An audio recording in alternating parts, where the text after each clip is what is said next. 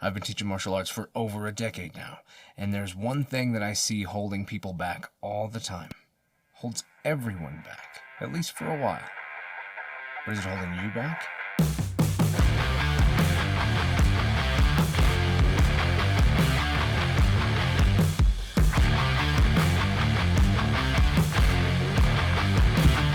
What's up? I'm Ken, this is kenfuTV, and each week I release videos in the martial arts, philosophy, technique, training, that sort of thing. So that's the kind of thing you're into. Hope you stick around, hope that you subscribe, hope that you share this with someone that you think will get some value out of it.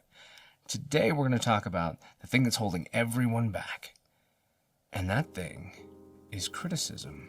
Criticism is a part of the game. It's an important part of the game. It's an important part of the process of becoming a good martial artist, a well-rounded martial artist, a talented martial artist, a skillful martial artist, whatever type of martial artist you're trying to be, it's the thing you need to get there. Here's the way it usually goes. Here's what it usually looks like when someone's given criticism by their instructor, by a senior student, by somebody who's there trying to help them. It's usually,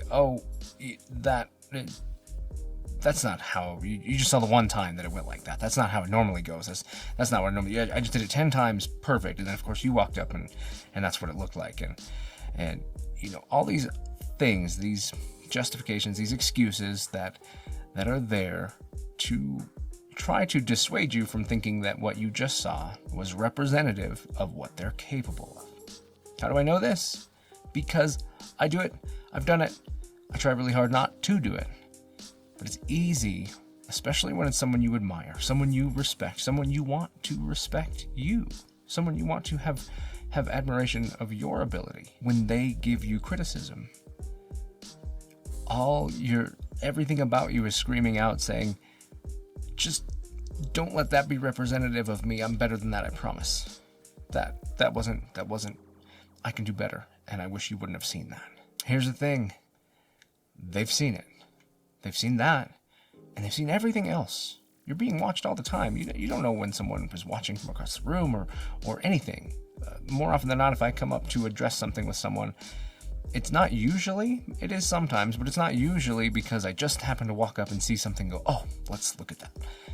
Usually it's because for a little while I've been watching and I've seen it happen a few times, and now it's time to address it. Maybe we can talk about it because, give you some time to work through it on your own, and it's not quite landing, and I don't want you to spend all class trying to figure it out, so let's work on it together. Admittedly, how this criticism comes across is important, but I think most instructors do it in a way that's not demeaning. It's more along the lines of like, hey, let's look at this, or when you do that, you need to do it like this, or don't forget to turn your hip over, or hey, sink your weight when you do that. Whatever it is, it's usually from a place that's just generally pretty factual rather than being very critical, really. It's not something that's there to break you down. It's there to, honestly, it's there to lift you up. It's there to take you to the next level. My instructor would say, if you're getting criticism, if you're getting correction, it's because you're doing a good job.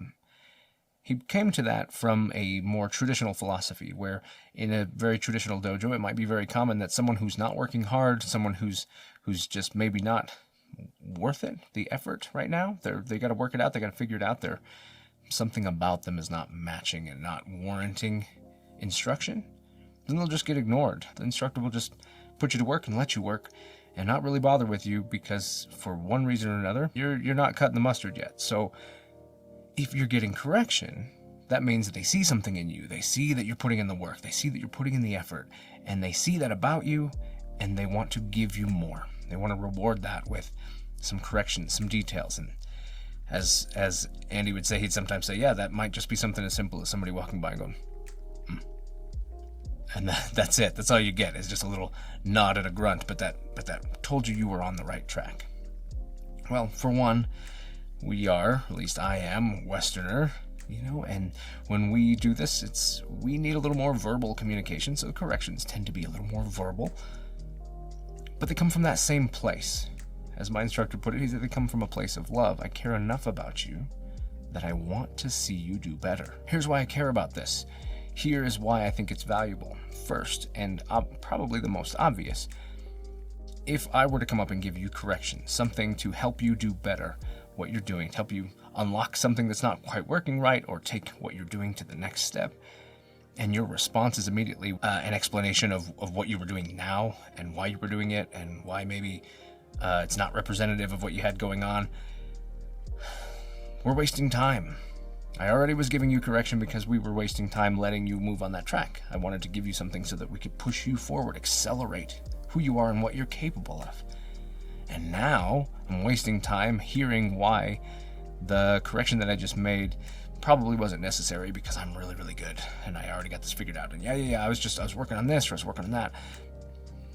Don't do it. Don't waste that time. It's not valuable.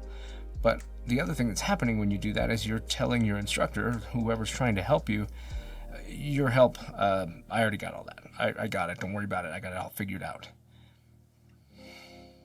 First, do you? Do you have it figured out? Is what you're getting valuable to you? If it's not, I guess okay, but why are you on the mat right now? And if it is valuable to you, why are you resisting it? Don't spend those cycles resisting. But the other important thing is just realizing that this is manifestation of ego. Like I said, you've probably already been seen, you've probably already been observed.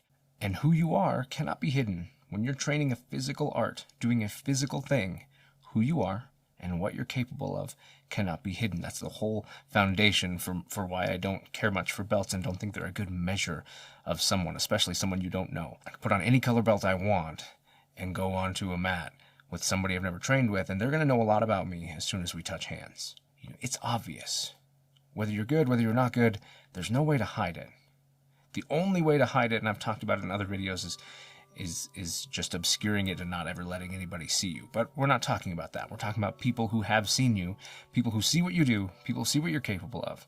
And in this case, people who want to see you improve for whatever reason. Obviously, it's for your benefit, not their benefit. They're trying to help you. So that resistance is a manifestation of ego or a lack of self-confidence. Something that it's making you feel broken down.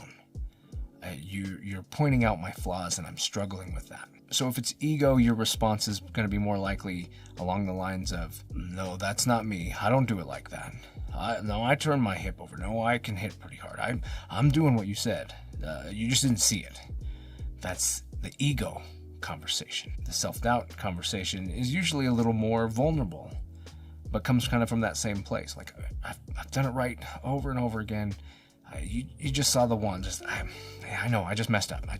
I'll do it again. I didn't do it. That more vulnerable place. But I would argue that neither are actually helping you. But meanwhile, if we can set them aside, if we can work past those, then we can hear the message. We can hear the lesson that's trying to be provided. The correction, the adjustment, the details, whatever it is that's being given, we can accept that. And then just try it. Maybe it works better for you. Maybe it doesn't work better for you. If I'm honest, sometimes I give people advice or correction to get them doing something a certain way, only to find out that way didn't actually make it better for them. And then I come back and give maybe even a contradicting correction because it's helping refine where we're trying to go with you. But first I had to see it that way off of what I thought. Maybe that wasn't right, so let's try this now. That's how we get to an answer. Us working together builds a better you, a better me, a better everyone. There also hopefully needs to be a level of trust. This idea that because I came to you with something to help you do better, that you trust that came from a good place. My aunt once said something that stood out with me, and we were talking about relationships and about how when we are working with our partners and we're giving constructive criticism or we're trying to help each other out, she said, you have to assume positive intent. If you assume that where this is coming from is negative, then you're going to be in a negative place. You're going to see it in a negative light. But if you assume positive intent, you assume that you trust this person, you care for this person, that this person cares for you, then you can see the value in what they're trying to tell you. And that value is very important. So I offer you this challenge. It's not easy. If it was easy, everybody'd already be doing it. We wouldn't be even having this conversation. This video wouldn't exist. If you follow this challenge with me, what I want you to do, what I want you to try to do is receive that correction. Honestly receive it. Hear it. Don't spend any cycles trying to process what you could say about it to raise yourself up to a different level. Don't spend any of those cycles. Instead, honestly hear what's being given to you.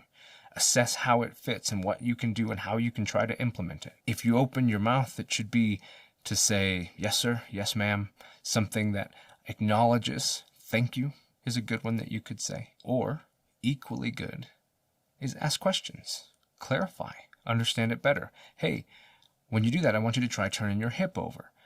Okay, why? What does that do? What am I trying to do with that? Oh, well, that's going to allow you to deliver gravitational force this way. And here's an example. Well, now we're working together. Now we're getting somewhere. Any time spent on the contrary is not getting it. So the challenge is thus, receive the feedback. Don't resist at all. Be thankful. Acknowledge. Be inquisitive. I highly encourage that. And then try it. Try to implement it. Don't do all of those things just so that they walk away and then you go back to doing what you were doing. Incorporate that. Try it out. And sometimes this information is going to come from the person you're working with who might even be a lower rank than you. But if they see something, heaven forbid, you hear what they have to say, because they're the ones watching you. The only information they have, you have the information of what you're doing, what you think you're doing, what you thought you saw, what you're trying to accomplish. The only information they have is what you're probably supposed to be doing and what they're seeing you do. So hear them out. Hear what they have to say. And then try it. And maybe, heaven forbid, have a conversation. Yeah, okay. Well, when I try it like that, this is what I felt. Did it feel better for you? Did I was able to hit the pad harder? And then have a conversation. It's back and forth. Suddenly they go, well, yeah, man, that one felt really good. I think try it again, but maybe try to turn it a little bit more. Oh, okay, yeah. These are the things that are going to help us be better. These are the things that are going to make sure that the time spent on the mat is magnified towards your progress. It's important to realize that correction very often comes from a place of caring. It's a gift to you. It's not always, and I would argue not often, something that somebody's trying to break you down with. Usually it's coming from a place of trying to help. The more we acknowledge just that simple fact that the person that's trying to say this, even if it makes you feel bad about yourself, makes you feel bad about the situation, makes you angry at them, even if any of those feelings, those triggers, those things take place, that this person cares. They cared enough to say something. They cared enough to put it out there. So hear it. Recognize that we're not perfect. If we were perfect, we wouldn't have to go. We're there to improve. Let's do the improvement. And the improvement comes from learning what we don't know, seeing what we don't see, hearing what we don't hear. These are the things that we need. What advice would you give to someone who's on the mat, who's trying to get correction, but they're obviously struggling with it? Let me know in the comments. Share with everyone here what you think would help other people benefit from their training and the correction and the input that they receive from the other people on the mat. I make videos like this every week. I've got a whole playlist down below that you could enjoy of other videos that I've done throughout the last few years. I've also got some membership options if you want to join and see some of that actual on the mat content that I release. I'm Ken. This is kenfuTV. I'll catch you in the next one.